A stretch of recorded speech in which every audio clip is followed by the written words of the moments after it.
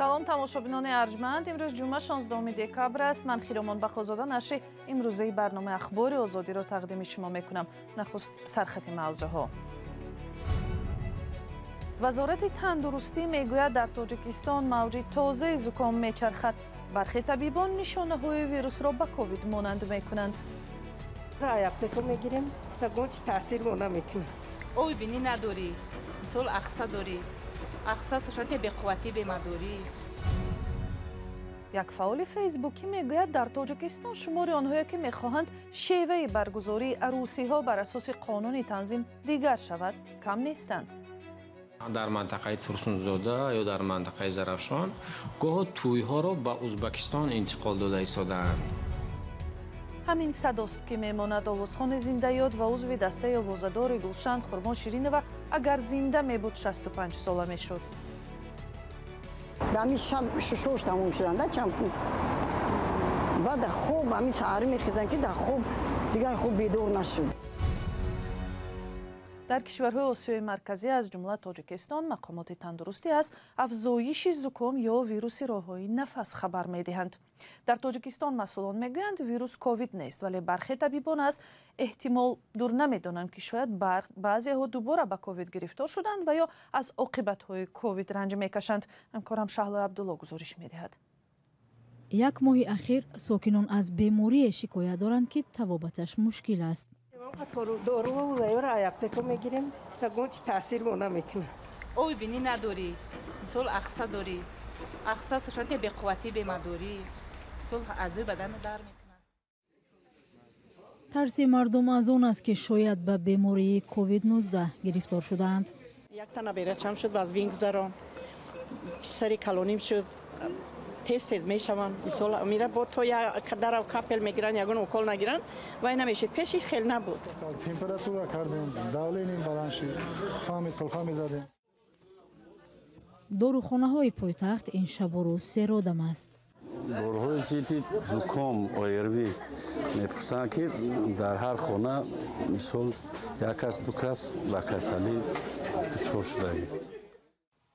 табибон ин бемориро омехтаи вируси зуком ва ковид-19 мегӯянд ки боиси вазнинтар пушти сар кардани он шудааст. вақте ки мо ҳамамон ковид гузарондем ё ҳамин вирус ба ҷомеа ворид шуд, хоҳед нахоҳед вай дар ҳаво дар одамо ҷо мегирад, лекин қувваташ паст мешавад. лекин ҳар боре ки зуком мешавад одам метавонад таъсири ҳамон вирусро мушоҳида кунем мо. ва нисбатан ҳама бемориҳое ки баъди ковид гузаштодем, бемориҳои зуком пайи бемории ковидро доранд. акнун як намуд нафастангие ки ба монанди ковид доштем пайдо мекунад.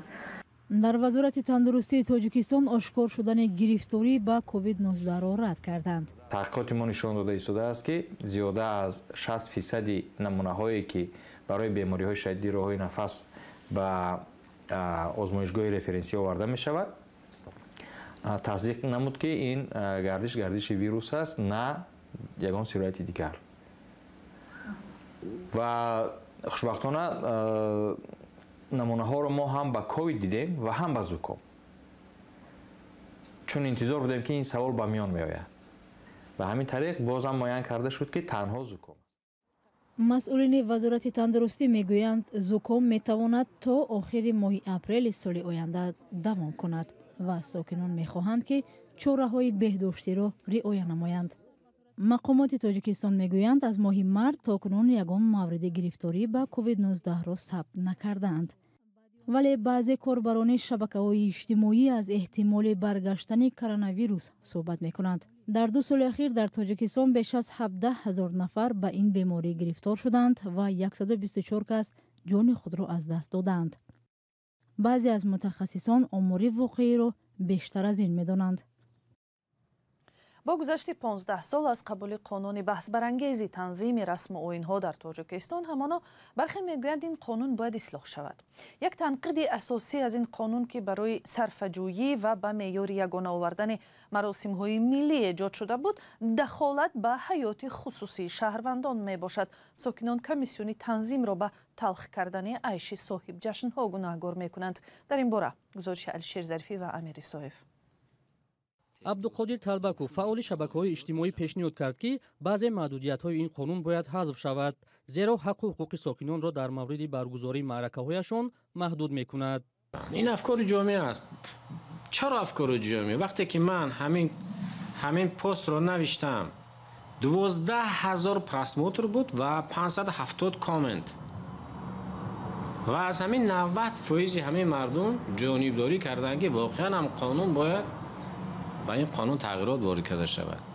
این پیشنهاد او در صفحه فیسبوکیش واکنش‌های زیادی را به میان گذاشت. عبدالقادر طلبکو میگوید دلایل‌های روی دست دارد که از اهمیت بازبینی ترگواهی می‌دهند. مثلا در منطقه ترسونزاده یا در منطقه زرافشان گاه توی‌ها را به ازبکستان انتقال داده ایستادند، زیرا که در اونجا تنظیم نیست. بحث‌های نو اطراف این قانون در حالی است که در کمیته دین تنظیم عنعنه و جشن و مراسم‌ها ضرورت تغییر الهه‌ها به این سند را نمی‌بینند. البته شهروندان آزادن میتوانند پیشنهاد نمایند، اما فکر میکنم که این همین نظام، همین ترتیباتی که قانون معین کرده است بسیار سریع است، بسیار خوب است و حتما نقش خود را در به نظام دروان جشن معرکه‌ها می‌بازد و بازیده ایستاده است. قانون تنظیم رسم و آیین در تاجیکستان سال 2007 قبول شد. بر اساس این سند ساکنان حق ندارند به جشن عروسی نه بیشتر از 150 نفر مهمان دعوت کنند و جشن هم نباید از 3 ساعت بیشتر باشد. دادن طعام در مراسم‌های خدایی 40 و سال که برای گرامیداشت یاد فوتیده برگزار می‌کنند منع است.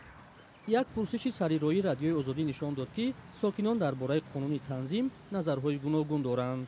همین 150 نفر بس فکر می‌کنم خوبترین چیز است.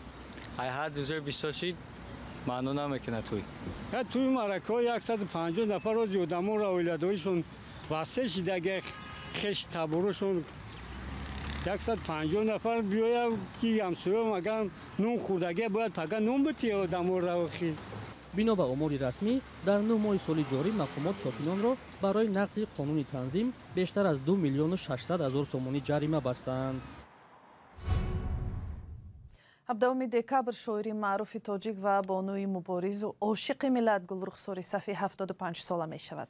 گلرخساری که میگوید هیچگاه سیاستمدار نبود، مادر ملت خواندن او هم درست نیست و یا اینکه طلب ساختن نشدن نیروگاه راغون در سالهای 80 یک تهمت به نام او بود، همیشه در ردیف شاعران خط اول تاجیکستان بوده است. رادیوی آزادی درباره او فیلمی آماده کرد که پارش را با هم میبینیم. هر کس با این سنسول نمیرسد. با مخصوصا اگر زندگی من ورق زنی باید که 100 بار میمردم و 100 بار زنده میشدم، هم خیلی هم شد. خب اینم یکی از نوعهای سنجش آفریدگار است برای شخصایی که از نام تمام مردم سخن میگویند. شاعر که زبان ملت است، خواهی نخواهی. ادبیات شناسی هم تاجیک و هم کشورهای فارس زبان به همین نتیجه رسیدن که در نیمه دوم عصر 20 در شعر تاجیک به هر حال 4 نفر همچون از پیشگامان شعر اعتراف شدند. این شخصیت ها استاد مومن قناعت بود، بعد استادان بازار صابر، لایق شیرالی و گلرخسار.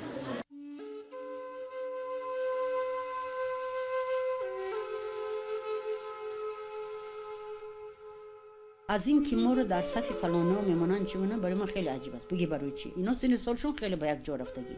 اینا همشون مردای بسیار بزرگی ادبیات ما. اما من مثلا یک دخترچه دیهاتی را که در پهلوی همینا موندنشون از همون روز اول تا حاضر برای من حیرت آور است. نیکی ما مردم نمیگیم که اینا دوست دار و یا دوست ندار، اینا جایزته اون جایزه نته، مردم خودش انتخاب میکنند. نه تنها در تاجیکستان بلکه در خارج از آن هم وقتی که در باره ادبیات ما قضاوت می شود، حتما یکی از سیماهای معتبر معروف و پذیرفته ادبیات ما استاد گلرخسار صفی نامزد می شوند. بگو خورشید را با مه ندیدی؟ شکوه کوه را در که ندیدی؟ تو که دیر آمدی تا من پیاده جوانی مرا در ره ندیدی؟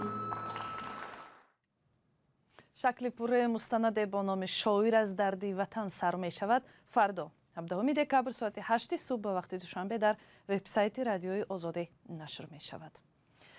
خرما شیرین و آوازخوانی جوانمرگ که 40 سال هم عمر ندید و از درد سرطان درگذشت اگر زنده می بود روز 17 دکبر 65 ساله می شد. خرما را یک عضو ناتکراری دسته هنری آوازداری گلشن می نامیدند که با صدای قوی و زیبا، اجرای صمیمی آهنگ و نمایش زمانوی شیوه سرودن آهنگ‌های ملی فرق می کرد. خرمایی که محبوبیتش فراتر از مرزهای تاجیکستان بود از خود چی گذاشت؟ گزارشی سروناز روح‌الله و نگاره فضل‌الدین در این باره.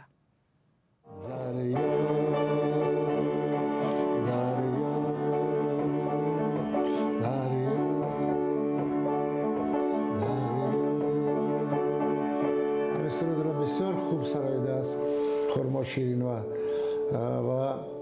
این شعر لایق شیرالی با آهنگ فتح آدینایف سرود دریا شخصا به خودی من بسیار مقبول است. بهادر نعمتов هنرمندی تاجیک баъзан ҳамин таронаи машҳури خرما ширинова замзама мекунад. баҳодур неъматов ки бо хурмо ширинова ҳунарманди дастаи гулшан солҳо ҳамкор буду таронаҳои дугона низ сароидааст, ӯро як инсони хушгуфтор, саҳназеб, рафиқ ва ҳамсафари хуб ном мебарад. сафарҳои зиёд кардем, дар тӯю маъракаҳо низ якҷоя мо мерафтем ва дар хизмати мардум будем. сарнавишти хурмо ширинова ки агар зинда мебуд имсол 65 сола мешуд, ба андозаи зиёд сарнавишти фарҳанг ва ҳунари тоҷикро ба ёд меорад. духтаре аз рӯстои дурдасти Бадахшон танҳо бо такя ба овози худодод ва ҳунари сарояндагиаш тавонист ба яке аз баландтарин қуллаҳои шӯҳрат расад. ҳунараш фаротар аз Тоҷикистон дар Афғонистону Узбекистон ҳам эътироф шуд. ҳамкоронаш мегӯянд хурмо дигар такрор нашуд, ягона буду ягона рафт. сурудҳои фаромӯш намешудагӣ ва эҷод кард. шумо медонед ки афғонистон ба чӣ хел дубор рафтем, вақти зиндагиш ба чӣ хел пешвоз гирифт, ай бути берам ва баъд дарё, баъд ай капки дарӣ. давлатбахт хоҳари хурмо ширинова нақл мекунад ки онҳо дар оила 8 фарзанд буданд ва танҳо духтари калонии хонавода хурмо ҳунари овозхонию ҳунарнамоиро дошт. ҳарчанд донишгоҳро бо ихтисоси ҳунарманди театр хатм карда буд, аммо чеҳраву овози зебояш ӯро ба ансамбли он вақт овозадори гулшан овард. дар солҳои ҷанги шаҳрвандӣ ҳунарманди дастаи гулшан хурмо ширинова ки бо лаҳну саҳнаороию ҳунараш миёни ҳаводорон машҳур буд, бар асари бемории саратон даргузашт. ӯ 40 сол умр дид. пайвандонаш мегӯянд марги хурмо мисли садову симояш зебо буд. баъд ҳамин шаб қати очам гап мезанад ҳамаш ҳамин шаб шушош тамом шуданд чампун баъд хуб ҳамин саҳарӣ мехезанд ки дар хуб дигар хуб бедор нашуд. ҳанӯз ҳам насли замони ӯ аз сурудҳояш эҳсоси ҷавонӣ мекунанд. албатта мо бисёр мукаса гӯш мекардем ва хеле мутаассифона ҷавон рафтанд. аз хурмо ширинова як писар ба ёдгор мондааст, вале ӯ роҳи модарро пеш нагирифт.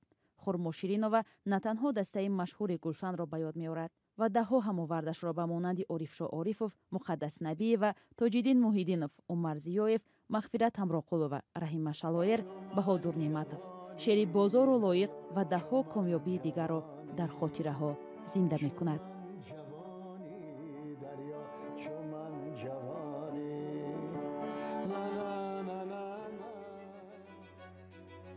برنامه اخبار آزادی در همین جا به پایان می رسد. اگر خود شما هم شاهد خبر و حادثه هستید با ما در میان گذارید. خداحافظ.